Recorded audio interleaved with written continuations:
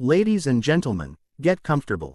I want to take you back to a time and place where even the thought of a 7-year-old girl facing something as severe as a hangman's noose would sound unfathomable, almost like something out of a grim fairy tale.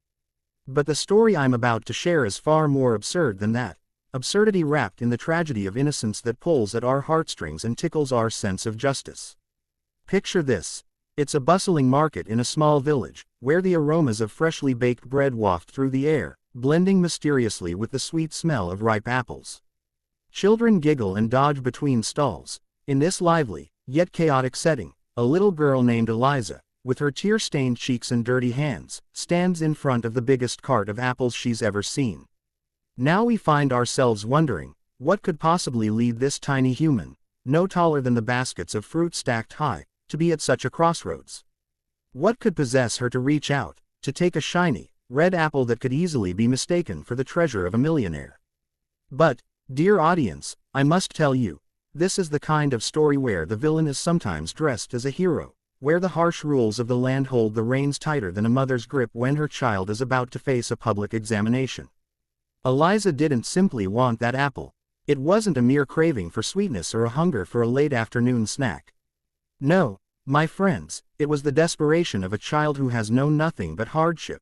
A girl who would trade her chance at joy for a fleeting moment of delight, a burst of flavor in her otherwise bitter life. And there she stood, with her wide eyes and a heart that yearned just a little too much for something so simple.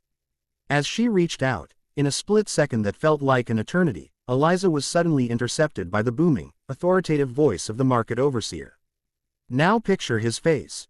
Red with indignation, his mustache twitching like a cat's tail about to pounce. He pointed at her with a gnarled finger as if he had just caught the abdominally challenged Santa Claus sneaking cookies from the pantry.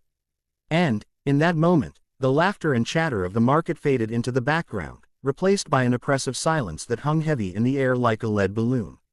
"You little thief," he thundered, "stealing an apple. The punishment for this crime in our village is death." And friends, this was not the over-enthusiastic hyperbole of a storyteller, this was real-life absurdity unfolding before them. The crowd gasped, not with horror but with the same bemused disbelief one might have when witnessing a cat serenading a dog. "Death for an apple," they mumbled, their eyebrows raised to the back of their heads as they assessed the gruesome ridiculousness of the situation. But here's the twist. Instead of the anger and abandonment that would clutch at a lesser child, Eliza looked up at the overseer with steely resolve, the kind you might expect from a lawyer in court, ready to defend the most indefensible case.